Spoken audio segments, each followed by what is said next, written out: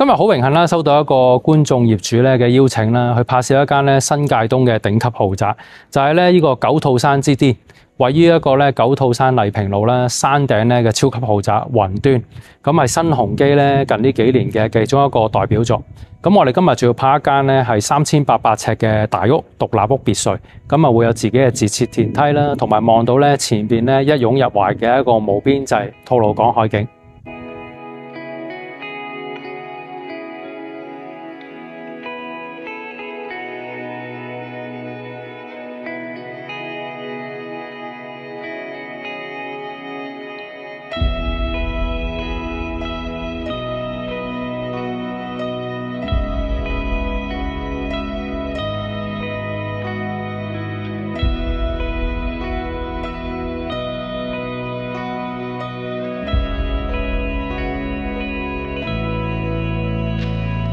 Hello， 大家好，有我 Hugo， 今日咧帶大家嚟參觀啦九套山麗平路一個超級豪宅雲端。其實講開雲端啦，如果有留意到新界東咧嘅別墅都會知道啦，成個麗平路咧係一個全新開發嘅山路。如果好多中介會同你講咧，會形容為一個新九套山，因為事實上如果你從地勢嚟講咧，我哋叫做舊九套山，譬如寶松苑嗰啲咧，就會喺我哋叫做近山腳咧另一邊嘅位置。而我哋呢個麗平路咧係當年政府咧重新開闢嘅一條山路。咁其中我哋今日參觀呢個雲端咧，喺幾個叫做新樓嚟講咧，係位於佢嘅最頂部嘅位置，所以亦都可以攞到咧成個山頭裏邊嚟講咧最靚嘅景觀。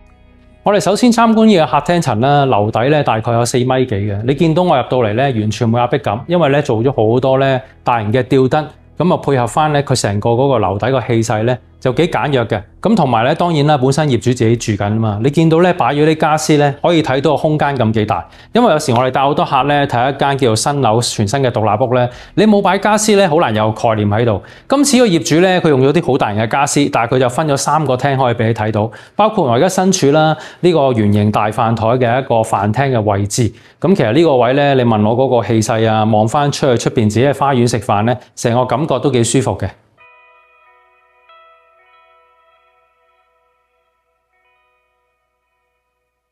喺飯廳旁邊咧就一個品茶區或一個品酒區啦。其實近呢幾年咧，有時我同啲老闆朋友們啦都有請教佢哋點解你大平層可能又未必諗啊，臨尾都買翻獨立屋咧？其實佢成日同我講話 Hugo， 其實有時咧做生意招呼朋友翻嚟咧，有間別墅喺香港咧個氣勢真係唔同。你幻想下帶個 friend 翻嚟入到嚟，先飲杯茶或者飲支酒，大家慢慢傾完生意之後咧，再去隔離飯廳嗰度食飯，咁啊成件事咧個感覺咧就差好遠。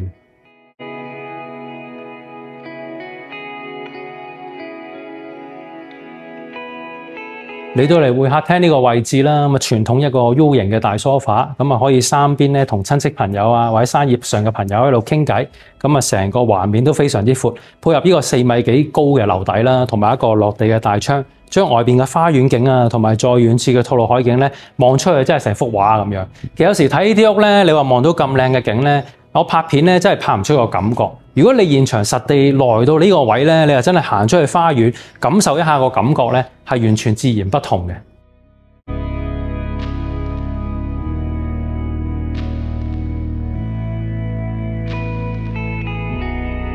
出到嚟翻呢個位置咧，好老實講，花園就唔算特別大嘅，大概係400零尺左右啦。咁佢另外仲有個天台戶外空間。咁呢間屋咧，好似頭先個賣點啦，就係前面嘅海景。其實如果咧你話幾年前啊，或者你之前都有嚟參觀過九套山呢邊啲別墅，都會知道啦。你話上到嚟咧，我哋叫做麗平路最頂端咧，有2個屋苑嘅，一個就係我哋旁邊嘅雲漢，佢係走啲法式風情。而我哋今日參觀呢個雲端咧，由新鴻基地產發展。如果咧你話咧睇開外形嗰啲咧，都會熟口熟面。咁我成日同啲客 sale 都係咁講噶啦，香港買樓咧最貴都係地價。其實如果我哋睇咧呢個雲端嘅門框啦，你有參觀過咧近10年咧新鴻基起嘅 house， 包括山頂嘅 Chow Pit 啊，或者馬鞍山嗰個叫雲海別墅咧，你會感覺咧都好似。但我會成日同啲客講啦，等於你去買 Hermes 啊或者 Chanel 咁，最好買咧都係嗰啲經典款，最值保值咧都係嗰啲經典款。其實你話新鴻基咧，我頭先啱啱講呢3個獨立屋嘅超級豪宅咧，其實個外形啊，用嘅石咧，老實講都係差唔多。而佢哋價值嘅分野咧，就係嗰個地價問題。而當中咧，你話而家新界東嚟講咧，望到最多海景嘅就係我哋而家新參與咧呢個雲端嘅項目。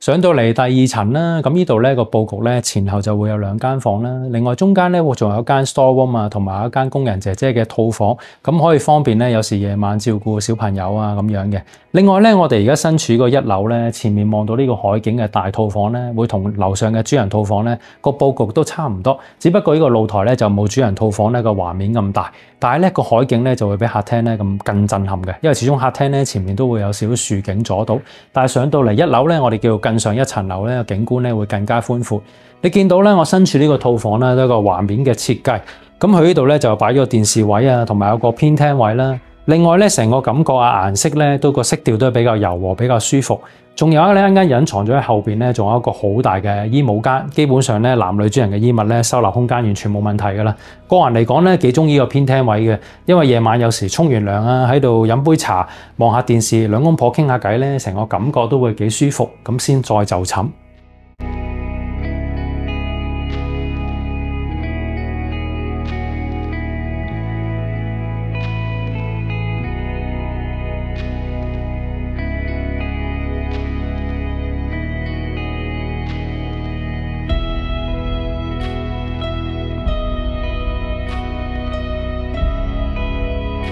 咁啊，轉到過嚟呢間房嘅呢邊咧，就頭先我講啦，話好大收納量嘅一個衣帽間。你見到佢用一個 U 型嘅設計咧，基本上所有嘅櫃位咧都做晒上頂，可以做晒俾你。咁基本上你話擺包包啊、手錶啊、男女主人嘅嘢咧，都可以擺得晒噶啦。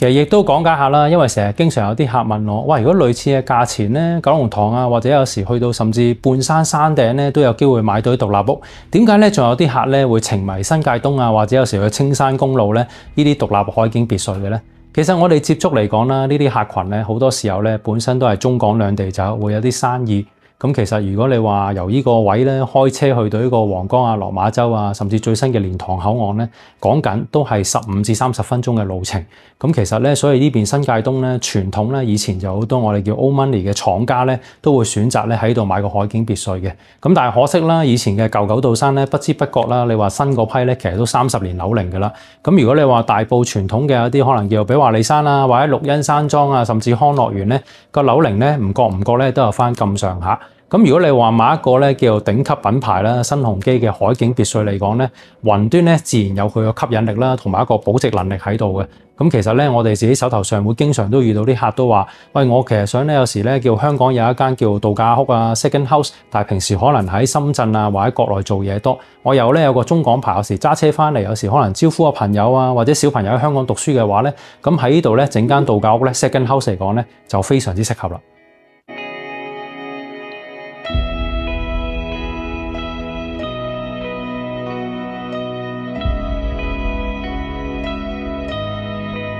嚟到呢度咧就係第2層咧後邊一間套房啦，佢同樣咧會有自己一個小陽台，咁啊望翻後邊咧自己內園嗰個泳池景幾舒服嘅。咁同埋咧雲端嘅屋咧，我覺得幾舒服就係佢嘅樓底啊。你見到我哋上到嚟中間呢一層咧，你都唔好壓迫佢做一個假天花啦，有啲射燈滲啲光落嚟，增加嗰個咧空間感。但係本身你配合埋呢個用色啦，咁柔和啦，咁其實幾舒服嘅。咁佢又唔係平時我哋睇開好多咧嗰啲一手別墅好誇張啊浮誇嘅設計，但係如果你作為一個普通用家嚟住咧，我覺得呢啲裝修風格咧都係幾適合嘅。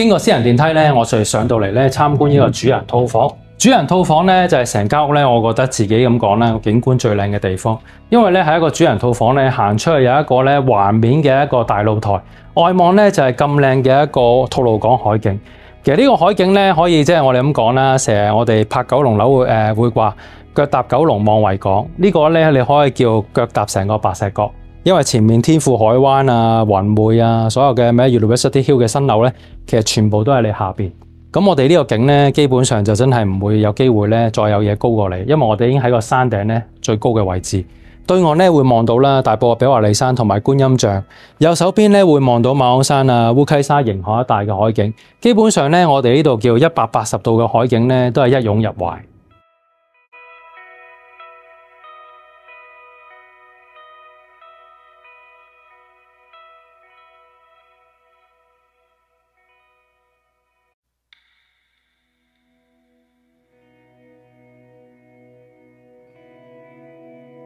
嚟到主人套房呢個空間咧，你見到佢個環面咧，其實同樓下客廳又差唔多，所以成個採光度非常高。咁啊，業主咧喺度分間開咧，後邊有一個好大型嘅衣帽間啦。咁我陣間會鏡頭表達俾你睇啦，成個空間啊個深度都好夠，可以足夠咧擺晒男女主人嘅衣物。另外呢邊咧做咗3邊落床咧，有 king size 嘅雙人床。咁喺後邊咧就係佢主人浴室嘅位置，同樣咧會有一個酒店式嘅一個浸浴啦，同埋企浴，都係貫徹咗咧近年我哋睇好多新鴻基樓啦，好華麗啊，好大氣嘅感覺嘅。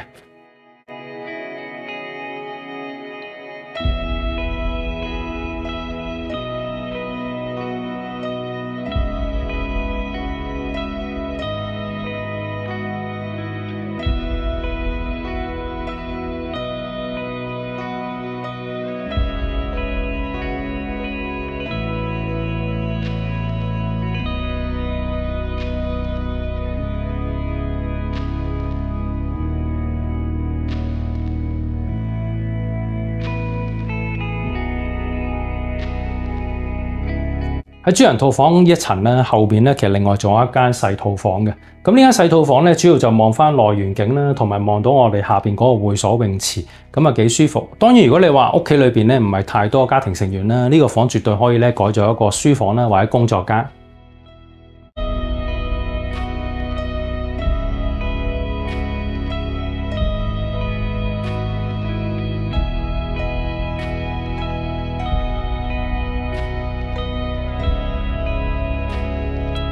嚟到個天台嘅位置咧，其實我哋會更加清晰咧睇到咧成個九肚山嘅佈局。點解我話會有呢間屋咧係咁靚咧？因為其實咧成個雲端係有條龍咧，好似 S 型咁樣轉過去。咁其實我哋右手邊嗰幾間屋咧就係冇電梯嘅。由我哋呢間屋開始轉過去咧，先有幾間別墅有電梯。而當中咧，我哋個平面行出去咧係最突出嘅一塊。所以你見到咧，我哋右手邊嘅山景啊、烏溪沙景，同埋左手邊成個海景咧，我哋兩邊都可以望晒，亦都凸顯咗我哋今日參觀呢間別墅咧，佢最大嘅優點。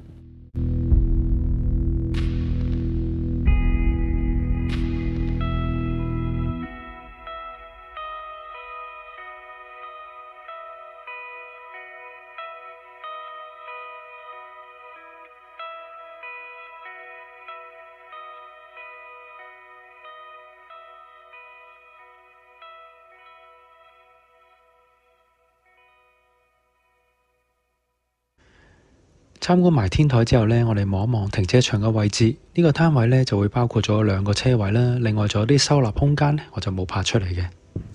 好，今日我哋參觀完畢㗎啦。呢間係咪好靚呢？其實呢，當年呢個麗平路賣嘅時候呢，咁我都參與咗一段時間嘅。咁所以隔離雲漢啊、雲端其實我都睇過晒。但係當其時呢，都同好多客比較過啦。始終呢，新鴻基品牌嘅一個海景別墅呢，係真係有佢個賣點啊，同埋又有吸引力喺度。好似我哋今日參觀呢間啦，3800尺嘅大屋啦，有無敵嘅海景，加上私人嘅內置電梯。你話喺新界東呢個片區呢，同區嚟講，所以數得出嘅對手呢，都真係唔係好多嘅啫。所以如果有興趣呢，參觀呢個單位啦，或者了解個單位嘅資料呢，歡迎呢可以聯絡我。影片途中呢，有我微信啦，同埋 WhatsApp 嘅 QR code， 你掃一掃揾到我㗎啦。最後啦，如果你係業主啦，都想有啲單位想放賣啊，揾我拍攝推銷嘅話呢，歡迎都可以隨時聯絡我嘅。最後啦，希望大家繼續支持我 YouTube channel 啊，CLSS， 我哋下次再見啦，拜拜。